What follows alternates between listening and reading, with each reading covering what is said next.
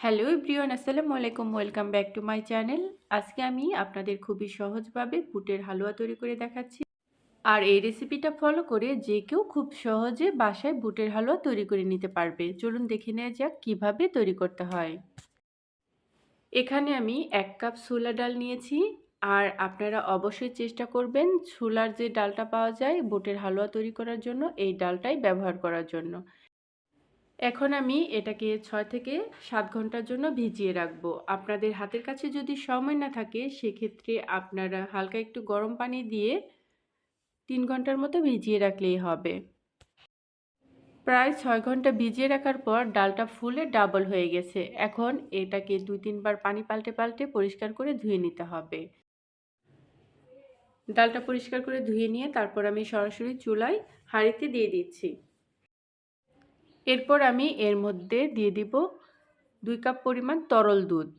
এখানে আমি ১ কাপ ছোলার জন্য ২ কাপ পরিমাণ দুধ ব্যবহার করেছি। তারপর আমি এর মধ্যে দিয়ে দিচ্ছি কিছু গোটা মশলা, দিয়ে দিচ্ছি ৩টা তেজপাতা, দিয়ে দিচ্ছি ৩-৪ টুকরা দারচিনি, দিয়ে দিচ্ছি ৪-৫টা এলাচ। আর এলাচগুলোকে আমি হালকা একটু ছেঁচে দিয়েছি, কারণ এলাচটা ছেঁচে দিলে এ থেকে খুব সুন্দর একটা ফ্লেভার আসে। তারপর সব কিছু মিশিয়ে নিয়ে একটা ঢাকনা দিয়ে আমি খুব ভালো করে ছোলাগুলো সিদ্ধ করে নেব।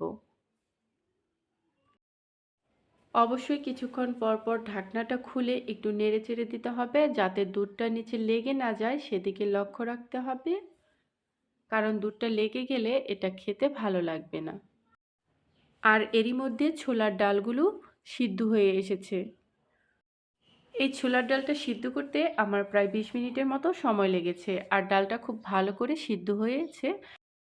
এখন এই ছোলার ডালটাকে চুলা থেকে নামিয়ে ঠান্ডা করে নিতে হবে এবং গোটা মশলাগুলো ফেলে দিয়ে খুব ভালো করে ব্লেন্ড করে নিতে হবে।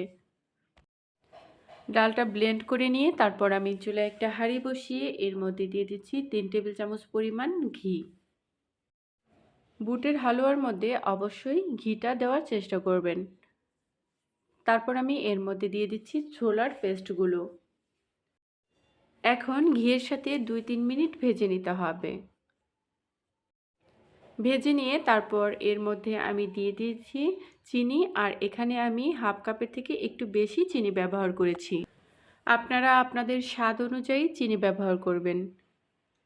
চিনিটা দেওয়ার পর এর থেকে অনেকটা পানি ছেড়ে দিবে, আর এই পানিটা শুকিয়ে যাওয়া পর্যন্ত এটাকে এইভাবে নেড়েচেড়ে রান্না করে নিতে হবে। এরপর আমি এখানে দিয়ে দিচ্ছি সামান্য একটু লবণ। আমি মিষ্টি খাবারে লবণ খেতে পছন্দ করি, এই জন্য আমি এখানে সামান্য একটু লবণ দিয়েছি। আপনারা যদি লবণটা পছন্দ না করেন সেক্ষেত্রে লবণটা স্কিপ করতে পারেন। এরপর আমি এর মধ্যে দিয়ে দিচ্ছি ৪ টেবিল চামচ পরিমাণ মিল্ক পাউডার। আর এই পাউডার মিল্কটা দেওয়ার জন্য হালুয়াটা খেতে খুবই ভালো হয়। গুঁড়া দুধটা মিশিয়ে নিয়ে তারপর এটা নামানোর আগে আমি এখানে আরও ১ টেবিল চামচ পরিমাণ ঘি দিয়ে দিচ্ছি। অনবরত নাড়াচাড়া দিয়ে রান্না করতে করতে যখন দেখবেন হালুয়াটা প্যানের তলা থেকে ছেড়ে দিচ্ছে, তখন বুঝে নিতে হবে হালুয়াটা রান্না হয়ে গেছে। চুলা থেকে নামিয়ে গরম অবস্থায় এটাকে একটা প্লেটের মধ্যে এইভাবে ছড়িয়ে দিতে হবে। তারপর এটাকে ঠান্ডা করে নিতে হবে। নর্মাল টেম্পারেচারে ঠান্ডা হওয়ার পর একটা কুকি কাটার দিয়ে আমি এরকম শেপে কেটে নিয়েছি। আপনারা আপনাদের পছন্দ অনুযায়ী যে কোনোভাবে কেটে নিতে পারেন। এরপর আমি এর উপরে কিছু ড্রাই ফ্রুট দিয়ে দিচ্ছি, এতে এটা খেতে আরও ভালো লাগবে। তো ভিউয়ার্স, আজকের এই রেসিপিটা যদি আপনাদের ভালো লেগে থাকে অবশ্যই একটা লাইক করবেন, আর এরকম আরও নিত্য নতুন রেসিপি দেখার জন্য আমার চ্যানেলটা সাবস্ক্রাইব করে আমার পাশেই থাকবেন। আল্লাহ হাফেজ।